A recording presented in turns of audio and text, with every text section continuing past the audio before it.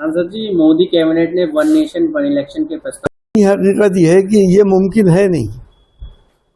अगर कहीं की सरकार गिरती है या गिराई जाती है, मोदी जी की पार्टी ने सबसे ज्यादा सरकारें गिराई हैं तो वो वोट करी है। तो अगर मान लिया कि 2 साल बाद सरकार गिरा दी तो क्या 3 साल तक राष्ट्रपति शासन लागू रहेगा उसके ऊपर?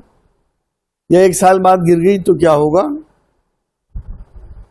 बहाना इस बात का है कि साहब इसमें पैसा बहुत खर्च हो रहा है। सबसे आसान तरीका यह है कि अब नेट के जरिए वोटिंग अगर हो जाए और सबका आइडेंटिटी बनी हुई है, सबकी आइरिस का आधार कार्ड से भी और फिंगरप्रिंट से भी, बायोमेट्रिक सिस्टम से, तो अगर आदमी नेट के जरिए वोटिंग कर दे तो कोई खर्चा ही नहीं आएगा और ईमानदारी से वोटिंग भी हो जाएगी और पता भी चल जाएगा कि कौन जीत रहा कौन हार रहा। तो ये मैं नहीं समझता कि ये पॉसिबल है। ये ज़मीनी हकीकतें नहीं है। ये यकीनी तौर पर इसकी प्लानिंग कुछ और है। या तो इनको ये लग रहा है कि अब हमारी सरकार आने वाली नहीं है तो जो हमारी प्रदेशों में सरकार है कहीं वो ना गिर जाए। तो मैं नहीं समझता हूँ कि ये प्रैक्टिकली मुमकिन है। ताम झाम करने की ज़रूरत क्या है जब नेट मौजूद है और सबकी आइडेंटिटी मौजूद है। नेट से अगर पोलिंग करा दी जाए तो फिर परेशानी क्या है? एक आदमी एक वक्त में एक ही बार पोल कर सकता है। और आप देख रहे हैं बायोमेट्रिक सिस्टम से बहुत काम हो रहे हैं, अटेंडेंस से लेके और राशन तक उसी से बट रहा है। तो वोट क्यों नहीं डाल सकता आदमी? कि अगर सरकार गिर गई, विधायकों की टूट फूट हो गई और उसके बाद आप क्या करेंगे 3-4 साल तक या 2 साल तक? क्या राष्ट्रपति शासन लगाएंगे? चुनाव नहीं करेंगे तो ऑप्शन क्या है आपके पास? आपको तो चुनाव करना ही पड़ेगा। भले से आपको उस पीरियड के लिए विधायकों को चुनना है कि आप उस जगह पे ले आए। मान लिया 3 साल बाकी है तो 3 साल के लिए फिर दोबारा चुनाव कराएं आप। ये तो हो सकता है चुनाव तो फिर भी दोबारा होगा, एक साथ फिर भी नहीं हो पाएगा। जब एक साथ नहीं हो पाएगा तो आप अगर राष्ट्रपति शासन लगाएंगे तो क्या ये प्रजातंत्र के लिए अच्छा संकेत है? डेमोक्रेसी बचेगी नहीं बचेगी? सब लोग अपनी अपनी राय रखें और इसकी फिजिबिलिटी को देखें कि क्या ये लागू हो सकता है या नहीं हो सकता। क्योंकि भाजपा का हमेशा ये रहा है कि कहीं पे निगाहें और कहीं पे निशाना। जब ये मसौदा इसका आएगा तो पता चलेगा कि इसमें आखिर है क्या। भाजपा तो चाहती है इसे 2 पार्टियां रहें देश के अंदर, बाकी क्षेत्रीय दल सब खत्म हो जाएं।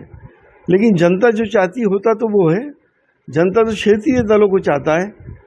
तो इन्होंने ये थ्योरी लेके आए हैं वन नेशन वन इलेक्शन, जो फिजिबल तो है ही नहीं। और उन्होंने जो भी कहा है वो बिल्कुल सही बात है, संविधान के भी खिलाफ है और लोकतंत्र के भी खिलाफ है कि अगर आपने 1 साल बाद इलेक्शन ड्यू हो गए और सरकार गिर गई तो 4 साल तक आप राष्ट्रपति शासन लागू रखेंगे उसके ऊपर। हमारा देश की, हमारी अनेकता में एकता हमारी विशेषता है और ये हमारी गंगा जमनी तहजीब, प्यार मोहब्बत और हमारे वो तमाम संस्कार देश के सारे नागरिकों को एक सूत्र में बांधे हुए हैं। हालांकि कोशिशें होती हैं कि किस तरह से पॉलिटिकल फ़ायदा उठाने के लिए इसको बर्बाद कर दिया जाए। नफ़रतों के सौदागर अब बहुत ज़्यादा बढ़ भी गए हैं। तो देश सबका है, देश किसी एक पार्टी का नहीं है कि वो जो चाहे वो कर ले। कोई राजतंत्र नहीं है, ये प्रजातंत्र है, लोकतंत्र है। जो लोग चाहेंगे वो ही होगा, होना भी चाहिए। सांसद जी, आप बुलडोजर एक्शन पर सुप्रीम कोर्ट ने रोक लगा दी अगले आदेश पर। देखिए, हम सुप्रीम कोर्ट का शुक्रगुजार हैं और जमीयत उलमाए हिंद के भी शुक्रगुजार हैं कि उन्होंने ये केस किया और सुप्रीम कोर्ट ने संविधान की हिफाजत करी, हमारे लोकतंत्र की हिफाजत करी। हमारे पास जुडिशियल सिस्टम है, अदालतों में केस जाने चाहिए, अपराधी को पकड़ के अदालत के हवाले किया जाना चाहिए।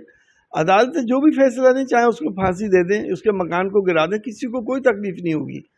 एक अपराधी है पूरे परिवार में और पूरा परिवार मान लिया 10 लोगों का है, तो 9 लोगों का क्या कसूर है कि आपने उनका मकान गिरा दिया? जिंदगी गुजर जाती है एक मकान बनाने के लिए, क्या क्या नहीं आदमी को पापड़ पहनने पड़ते और आप 2 घंटे के अंदर सब बर्बाद कर देते हैं। तो ये इंसाफ नहीं है। इंसाफ सिर्फ अदालत से मिलता है और अदालतें ही को करना चाहिए। आपने भी मुद्दा उठाया। जी, अब आप इसका रिकॉर्ड उठा के देख लीजिएगा कि किस धर्म के लोगों पे सबसे ज़्यादा बुलडोज़र चला है। मैं ही क्या, पूरा हिंदुस्तान जानता है, पूरी दुनिया जानती है क्या हो रहा है।